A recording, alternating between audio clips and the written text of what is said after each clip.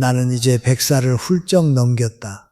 세월이 흘러도 잊히지 않는 기억들이 많지만 그 중에서도 사람들의 눈빛이 가장 선명하게 남아있다. 젊었을 적에는 나도 외모는 중요하지 않다, 마음이 중요하다는 말을 수없이 들었다. 주변 어른들은 그렇게 위로했고 책과 설교에서도 그런 말이 반복되었다. 그런데 세상을 오래 살아보니 그 말은 반만 맞는다는 걸 깨달았다. 말은 그렇게 하면서도 사람들은 첫눈에 보이는 모습으로 마음의 문을 열거나 닫는다. 그것이 인간의 본성이고 어쩌면 피할 수 없는 현실이다. 한국 사회를 돌아보면 더 분명해진다. 몇 년 전 한 조사에서 중장년층 응답자의 70% 가까이가 외모 때문에 취업이나 승진에서 불이익을 받았다고 느낀 적이 있다고 답했다. 특히 40대 후반에서 50대 초반에 이르는 사람들이 그렇다고 했다. 나이 들수록 외모가 덜 중요해질 것 같지만 오히려 반대다. 젊음이 사라지는 순간 깔끔함과 품격이 더 강하게 평가받는다. 회사 면접장에서, 동창 모임에서, 심지어 병원 대기실에서도 사람들은 무의식 중에 상대의 차림새와 표정을 먼저 본다. 예쁘거나 잘생긴 것보다 정돈된 모습, 편안해 보이는 기운이 더 오래 기억에 남는다. 옛날 중국 당나라에서는 관리 선발의 외모가 공식적인 첫 번째 기준이었고, 우리 조선시대에도 혼서지의 신랑 신부의 용모가 가장 먼저 적혔다. 시대가 바뀌었지만 본질은 크게 다르지 않다. 요즘은 얼굴 천하라는 말이 유행처럼 돌지만 그 말 자체가 이미 외모가 얼마나 큰 힘을 발휘하는지 증명하는 셈이다. 속이 텅 빈 사람이라도 바비 인형처럼 빛나는 외형을 가졌다면 주목받고 기회가 먼저 찾아온다. 반대로 아무리 속이 깊어도 후줄근한 모습이면 사람들은 무심코 지나친다. 세상은 아직도 미숙하다. 한 사람을 온전히 보지 못하고 겉모습으로 재단하는 미숙한 눈들로 가득 차 있다. 나는 100년이 넘는 세월 동안 수많은 사람을 보았다.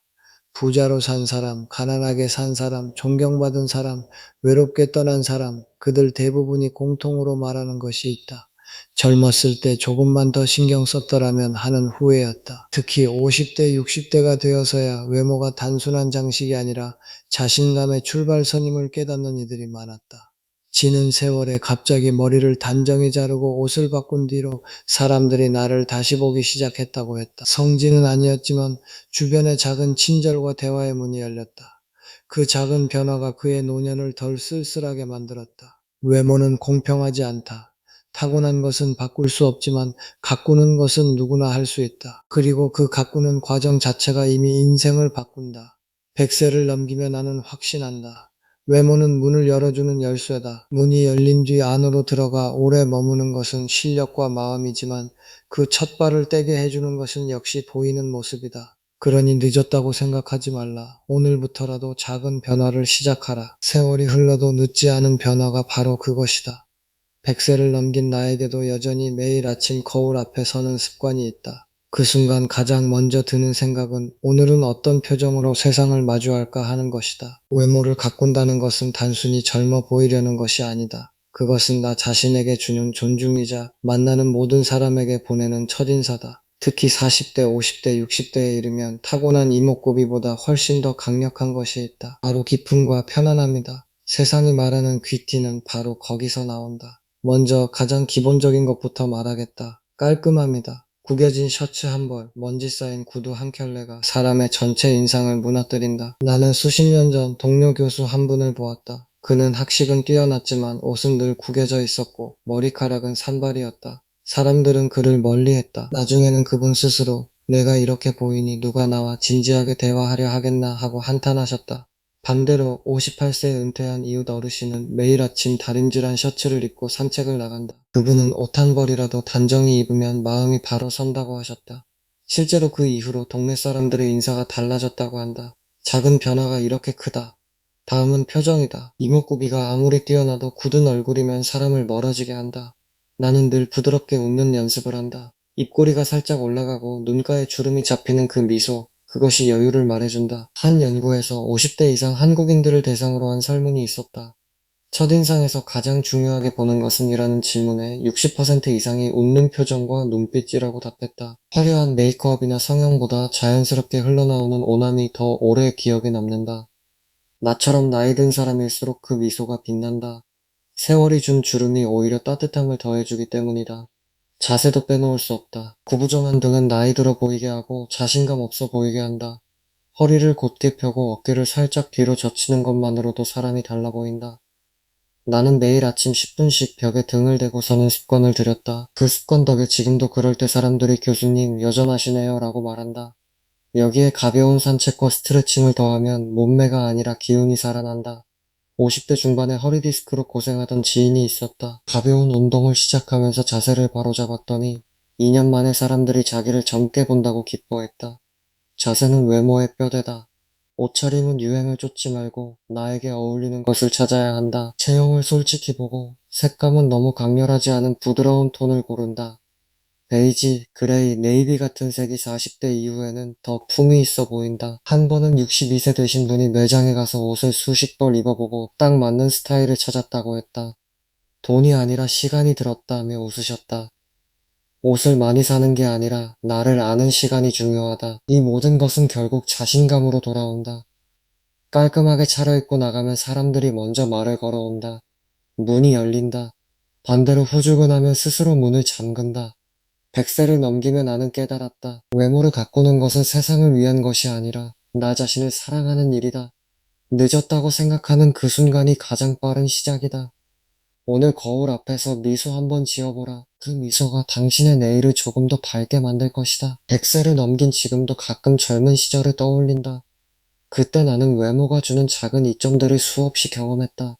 깔끔하게 차려입고 강의실에 들어서면 학생들의 눈빛이 달라졌다. 질문이 더 적극적이었고 대화가 더 길어졌다. 반대로 피곤한 날 후줄근하게 나가면 같은 내용의 강의인데도 분위기가 무거워졌다. 외모는 출발선을 조금 앞으로 당겨주는 힘이었다. 그 출발선에서 앞서 시작하면 같은 거리를 달려도 더 여유로워 보이고 더 많은 기회가 다가왔다. 한국 사회에서 특히 그렇다. 최근 몇 년 사이에 나온 조사들을 보면 40대에서 60대 한국인 중 65% 이상이 외모가 자신감에 직접 영향을 미친다고 답했다. 또 다른 자료에서는 중장년층의 70% 중반이 외모가 좋아 보일 때 사람들의 태도가 더 친절해진다고 느꼈다고 한다. 나이 들어서도 마찬가지다. 병원에서, 은행에서, 심지어 자녀 친구 모임에서조차 단정한 차림새가 먼저 호감을 산다. 그 작은 친절의 누적이 노년을 덜 외롭게 만든다. 나는 그것을 직접 보았다. 50대 후반에 갑작스레 외모를 가꾸기 시작한 지인이 있었다. 그는 예전에는 사람들이 자기를 그냥 스쳐 지나갔는데 이제는 먼저 인사하고 이야기를 걸어온다고 말했다. 그 변화가 그의 일상에 작은 빛을 더했다. 하지만 외모가 주는 것은 출발선일 뿐이다. 그 선에서 멈추면 아무리 좋은 위치라도 금세 들통난다. 진짜 달리기를 이어가는 것은 실력과 꾸준함이다.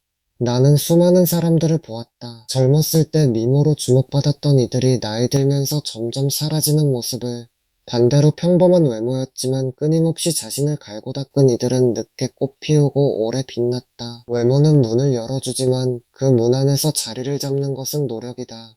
그리고 노력의 가장 큰 적은 바로 고민이다.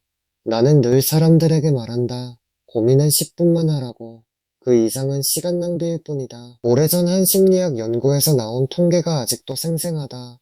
우리가 하는 걱정의 40%는 절대 일어나지 않을 일, 30%는 이미 지나간 일, 22%는 사소한 일, 4%는 우리가 어쩔 수 없는 일, 즉 96%가 쓸데없는 고민이다. 남은 4%만이 우리가 진짜 해결할 수 있는 문제다.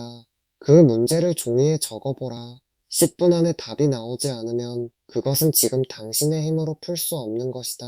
그 이상 붙잡고 있으면 하루가, 한 달이, 결국 인생이 망가진다. 한국 중장년층을 보면 이런 고민이 특히 깊다. 퇴직 후 건강, 자녀 교육, 노후 자금, 이런 생각들이 밤을 새우게 한다. 그런데 나는 100년을 살아보니 깨달았다. 대부분의 고민은 행동으로 풀리지 않고 생각으로만 맴돌 때 커진다. 10분 안에 해결책이 안 보이면 그 고민을 내려놓고 지금 할 수 있는 작은 일부터 시작하라. 산책 한 번, 책 한 장, 자세 바로잡기 한 번, 그 작은 행동들이 쌓여서 후회를 줄인다. 나이 들어서 가장 아픈 것은 그때 왜 그렇게 고민만 하고 있었을까 하는 후회다. 나는 이제 그런 후회를 최소화하는 법을 안다. 고민은 10분, 그 다음은 행동. 외모가 준 출발선에서 실력이 주는 긴 여정을 달려라. 그러면 100세를 넘겨도 잘 살았다는 마음이 든다. 당신도 지금 그 출발선에 서 있다. 한 걸음만 내디뎌 보라. 그 걸음이 이미 승리다. 100세를 넘기며 가장 많이 돌아보는 것은 바로 외로움의 시간들이다. 젊었을 때 목표를 향해 달려가던 날들, 새벽에 일어나 책상에 앉아 있고 주말에도 혼자 공부하고 친구들의 전화가 와도 바쁘다며 끊어버리던 그 시절, 그때마다 밀려오던 외로움은 지금 생각해도 가슴이 시리다. 그런데 그 외로움이 없었다면 나는 지금 이 자리에 있지 못했을 것이다. 외로움은 성공과 뛰어난 성취를 향해 가는 사람이라면 반드시 거쳐야 하는 문이다. 한국에서 40대 후반에서 60대에 이르는 많은 이들이 은퇴 후나 자녀가 독립한 뒤에야 진짜 외로움을 느낀다고 한다.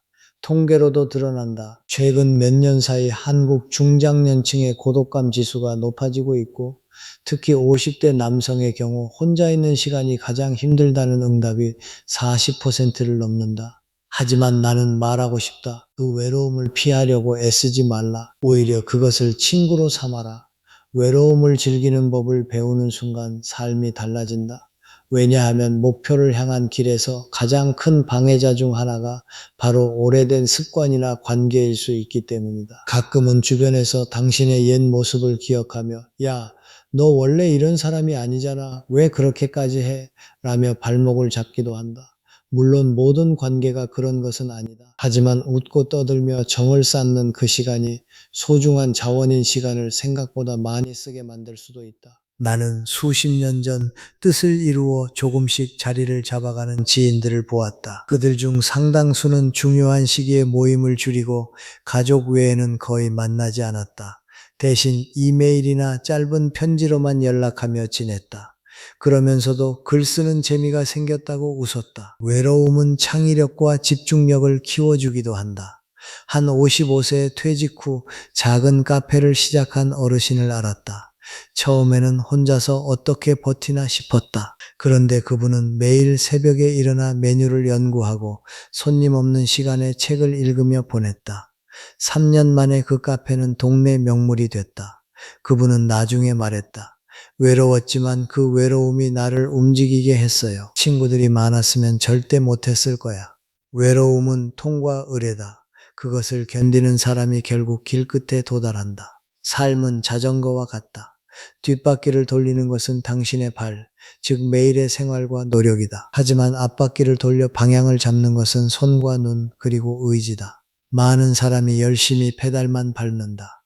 출근하고 밥 먹고 잠자고 그런데 방향은 보지 않는다. 옆에서 스쳐 지나가는 화려한 삶을 부러워하며 제자리에서 맴돈다. 나는 100년을 살아보니 확신한다. 방향을 잡는 순간부터 진짜 달리기가 시작된다. 그 방향을 잡는데 방해가 되는 것이 바로 과도한 인간관계와 쓸데없는 고민일 때가 있다. 외로움을 두려워하지 말라. 그것은 당신이 진지하게 살아가고 있다는 증거다. 친구들이 그리우면 짧은 메시지 하나 보내라. 그게 오히려 관계를 더 깊게 만들 수도 있다. 그리고 그 고독 속에서 당신만의 길을 찾아라. 100세를 넘긴 나는 이제 안다. 가장 빛나는 순간은 혼자서 문을 두드리던 그 밤들이었다. 당신도 지금 그 밤 속에 있다면 두드려라. 세상아, 포기하지 말고 그 문 너머에 당신이 꿈꾸던 내일이 기다리고 있다. 100세를 넘긴 지금 나는 매일 아침 눈을 뜨며 가장 먼저 생각하는 것이 있다. 오늘도 살아있구나. 그 단순한 사실이 이미 충분한 행복이다. 젊었을 때는 행복을 외부에서 찾으려 했었다. 더 많은 돈, 더 높은 지위, 더 많은 인정. 그런데 세월이 흘러보니 진짜 행복은 내면에서 아주 조용한 곳에서 피어난다. 스스로를 인정하고 작은 노력을 칭찬할 때 생기는 그 뿌듯함. 그것이 인생을 버티게 하는 가장 강한 동력이었다. 노력이라는 것은 무엇일까? 많은 사람이 착각한다. 좋아하는 것을 더 많이 하는 것이 노력이라고. 아니다. 노력은 바로 하기 싫은 것을 핑계대며 피하고 싶은 것을 꾸준히 하는 것이다. 새벽에 일어나 운동하는 것, 책을 펴는 것, 실패한 뒤에도 다시 일어서는 것, 그 모든 것이 싫지만 해야 할 때 하는 것. 나는 수많은 사람을 보았다. 재능은 평범했지만 매일 조금씩 하기 싫은 일을 해낸 이들이 결국 멀리 갔다. 반대로 재능만 믿고 편한 길만 걷던 이들은 중간에 주저앉았다. 스트레스도 마찬가지다. 스트레스는 문제가 생겨서가 아니라 그 문제를 풀 방법을 모르기 때문에 생긴다. 그리고 그 무지에 뿌리는 게으름인 경우가 많다. 문제를 외면하고 술 한 잔, 게임 한 판으로 풀려 하면 뿌리는 그대로 남아 다시 돋아난다. 나는 늘 말한다. 스트레스를 없애려면 제초제처럼 뿌리를 뽑아내라고. 책을 읽고 방법을 찾고 정면으로 부딪혀라. 한국 중장년층이 가장 많이 호소하는 스트레스는 건강과 노후, 인간관계다. 그런데 그 대부분은 어떻게 해야 할지 모르겠다는 무지에서 시작된다. 무지를 깨는 순간 스트레스는 절반으로 줄어든다. 절망도 그렇다. 미래를 지금의 처지로 미리 계산하지 말라. 이 나이에 이 지경인데 앞으로 어떻게 살아 하는 생각은 가장 어리석은 짓이다. 점쟁이도 자기 미래를 모르는데 어떻게 우리가 신의 영역인 내일을 단정 지을 수 있나? 절망할 시간이 있으면 그 시간 속에서 가치를 찾아라. 작은 일이라도 제대로 하는 것, 오늘 한 걸음 더 내딛는 것, 그게 쌓여서 내일이 된다. 가장 행복한 사람은 행복을 위해 애쓰지 않는 사람이다. 몰입하는 순간, 도전하는 순간, 흥미로운 일에 빠져드는 순간에 행복이 스며든다. 재미있는 것만 줬다 보면 삶 자체가 재미없어진다. 반대로 하기 싫은 일을 이겨내며 몰입할 때 삶이 깊어진다. 나는 100년을 살아보니 깨달았다. 행복은 추구하는 것이 아니라 살아가는 과정에서 저절로 스며드는 것이다. 한 70세가 넘은 지인이 있었다. 그는 말기 암 판정을 받아도 매일 아침 일어나 정원을 가꾸고 손주에게 편지를 쓰고 책 한 권을 읽었다. 죽을 날이 얼마 안 남았는데 왜 그러냐고 물었더니 그는 웃으며 말했다. 그래서 더 하는 거지. 지금 이 순간이 내 인생의 마지막 페이지일 수 있으니까. 그분은 마지막까지 행복해 보였다. 행복은 완벽한 삶에서 오는 게 아니라 지금 이 순간을 온전히 사는 데서 온다. 100세를 넘긴 나는 이제 당신을 바라보며 말한다. 당신의 인생은 아직 끝나지 않았다. 지금 이 순간, 당신이 서 있는 그 자리에서부터 다시 시작할 수 있다. 외모를 가꾸는 작은 손길 하나, 고민을 내려놓는 10분의 용기, 외로움을 안고도 한 걸음 내딛는 결심, 내면의 작은 목소리에 그래, 오늘은 해보자 하고 대답하는 따뜻한 마음. 이 모든 것이 모여 당신의 인생을 다시 빛나게 할 것이다. 세월은 누구에게나 공평하게 흘러간다. 하지만 그 세월 속에서 당신이 어떻게 서 있느냐, 어떻게 걸어가느냐에 따라 남는 것은 완전히 달라진다. 오늘 당신이 선택하는 한 걸음이 내일의 당신을, 그리고 언젠가 100세를 넘긴 당신을 잘 살았다고 미소 짓게 만들 것이다. 그러니 지금 이 순간부터 거울 앞에 서서 미소 지어보라. 허리를 곧게 펴고 한 걸음 내디뎌보라. 외로워도 두려워도 그냥 걸어가라. 당신의 인생은 아직 가장 아름다운 장을 쓰고 있는 중이다.